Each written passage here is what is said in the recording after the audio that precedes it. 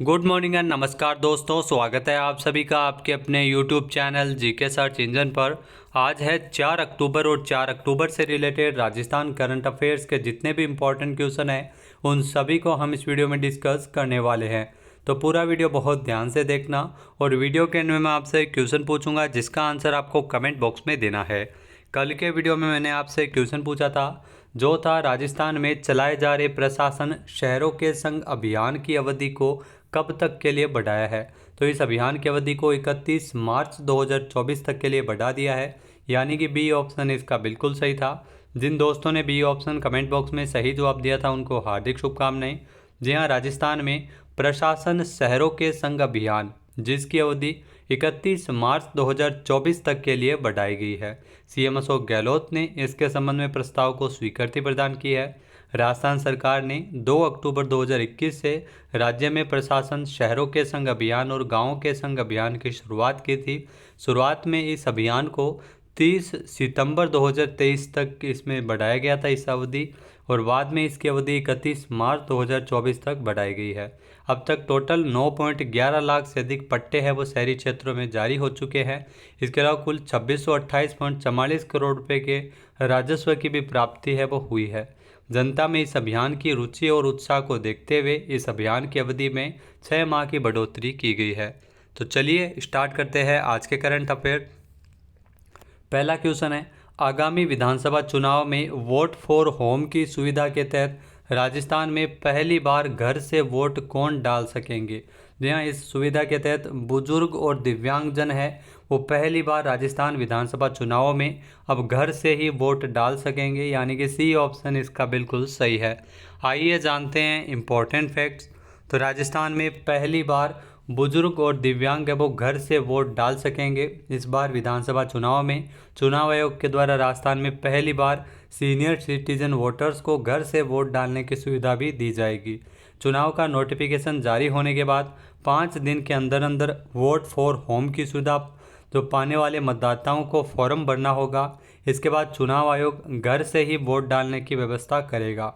चुनाव का नोटिफिकेशन जारी होने के इसमें आपको बता दें कि 15 दिन के अंदर जो 12D फॉर्म है वो भरना पड़ेगा। 80 साल से ऊपर के बुजुर्ग और 40% से ज़्यादा दिव्यांगता वाले व्यक्तियों के लिए सुविधा शामिल की गई है। नेक्स्ट है, राजस्थान में जन आधार डेटाबेस का उपयोग करते हुए real time auto service delivery system विकसित करने हेतु कितने करोड़ रुपए का बजट है वो जारी किया है। यहाँ राजस्थान में जन आधार डेटाबेस का उपयोग करते हुए real time auto service delivery system विकसित करने हेतु इसमें 15 करोड़ रुपए का बजट है वो रखा गया है, यानी कि बी ऑप्शन इस क्वेश्चन का बिल्कुल सही है। आइए जानते हैं इम्पोर्टेंट फैक्ट्स। तो राजस्थान में अब सूचना प्रौद्योगिकी और संचार विभाग के द्वारा राजस्थान वासियों के जन आधार डेटाबेस का उपयोग करते हुए real time auto service delivery system विकसित किया जाएगा। इस सिस्टम के माध्यम से पात्र नागरिकों को आवेदन किए बिना ही विभिन्न विभागों की जन कल्याणकारी योजनाओं का लाभ घर बैठे स्वतः ही मिल सकेगा। ध्यान रखना, घर बैठे ही योजनाओं का लाभ है स्वतः ही मिल सकेगा। और इसके संबंध में 15 करोड़ रुपए की स्वीकृति सीएम अशोक गहलोत ने जारी की है।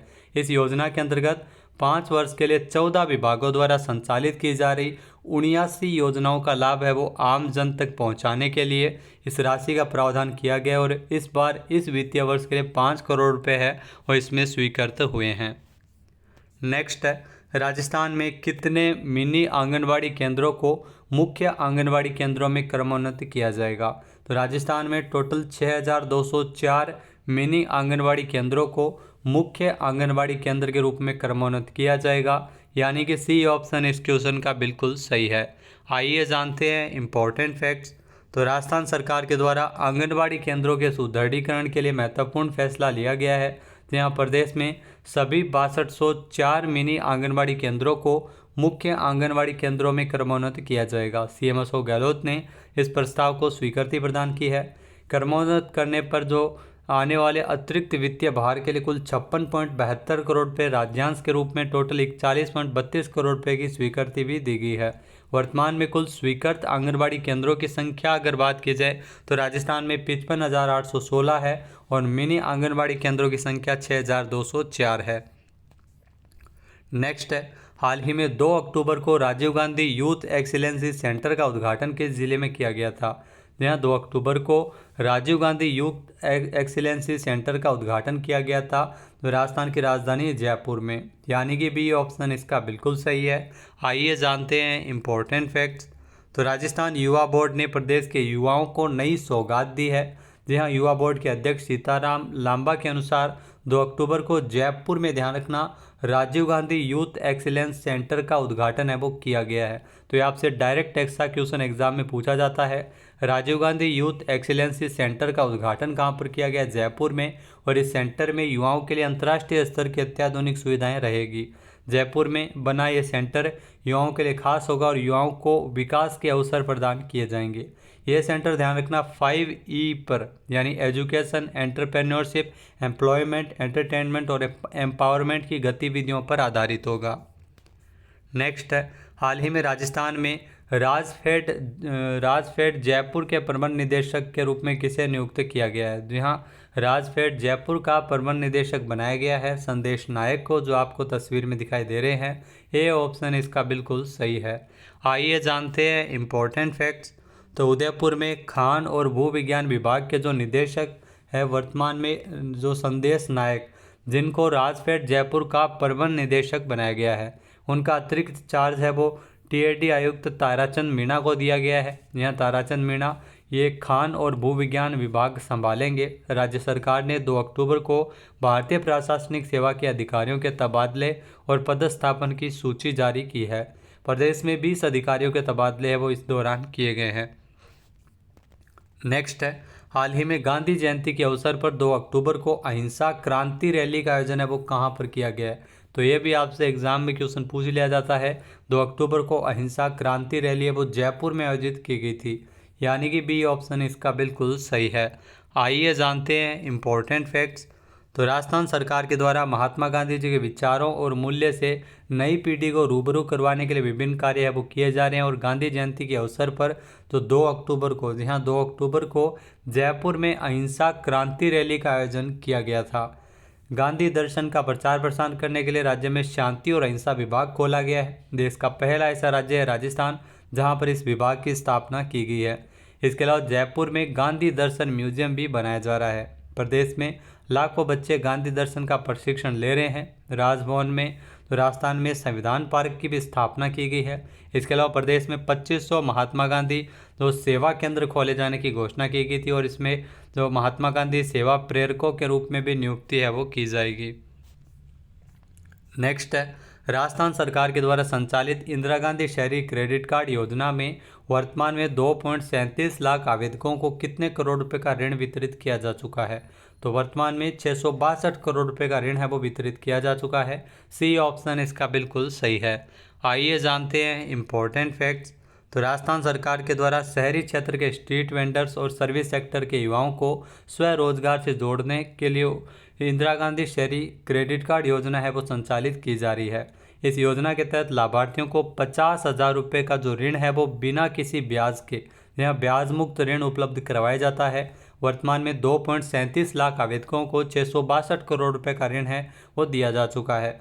साल 2023-24 में इंदिरा गांधी शहरी क्रेडिट कार्ड योजना के अंतर्गत पात्रता की जो अधिकतम आयु सीमा है वो भी 40 वर्ष से बढ़ाकर 60 वर्ष की गई है और इस योजना की अवधि को भी 31 मार्च 2024 तक के लिए बढ़ा दिया है।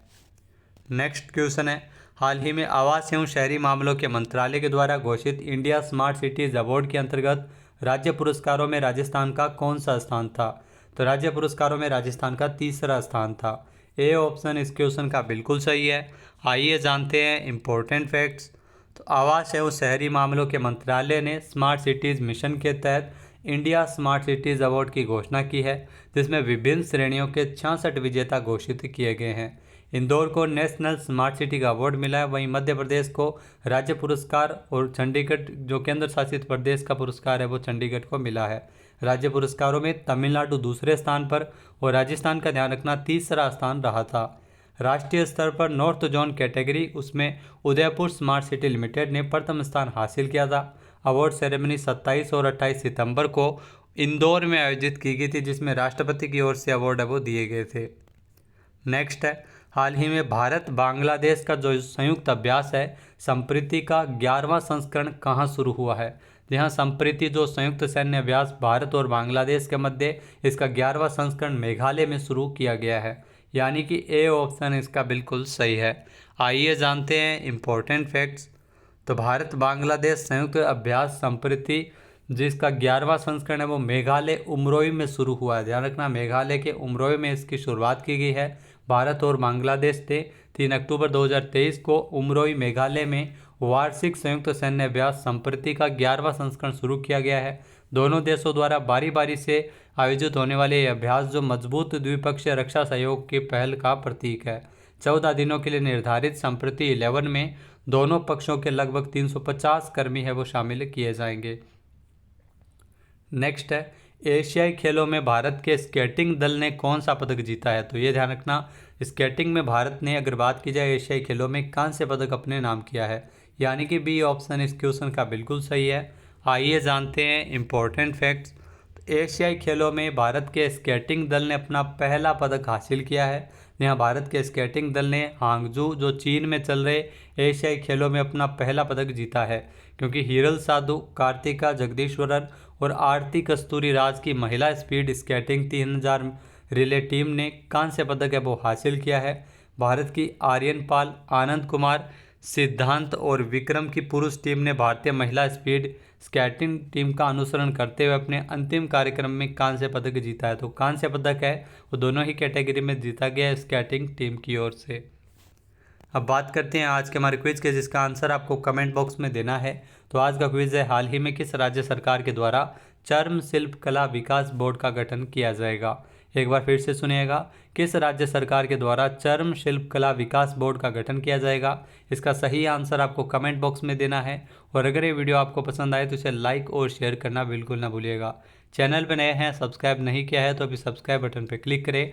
इस वीडियो की जो PDF फाइल है वो आप वीडियो के डिस्क्रिप्शन बॉक्स से डाउनलोड कर सकते हैं और इस क्वेश्चन का आंसर आप वोट करके भी कर सकते हैं। इसके अलावा दोस्तों, जैसा कि आप सभी को पता है अक्टूबर शुरू हो चुका है और सितंबर महीने के जितने भी राजस्थान करंट अफेयर्स के क्वेश्चन थे, अगर आपने जो 50 रुपये वाली पूरे साल की PDF ले रखी है तो उसमें आपको सितंबर महीने का बिल्कुल फ्री दिया जा रहा है। और नहीं लिया है कोर्स तो आप ज़रूर लीजिएगा। एप्लीकेशन का जो लिंक है वो आपको वीडियो के डिस्क्रिप्शन बॉक्स में मिल जाएगा। काफ़ी शानदार राजस्थान जिला दर्शन, इसके अलावा जो सितंबर माह का करंट अफेयर्स, पिछले जनवरी से लेकर सितंबर तक का महत्वपूर्ण करंट अफेयर्स से संबंधित सभी प्रकार के कोर्स है वो ऐप पर डाले गए हैं। और वहाँ पर आपको टेस्ट सीरीज़ भी देखने को मिल जाती है अलग अलग मंथ के अकॉर्डिंग। जय हिंद, जय भारत, जय राजस्थान।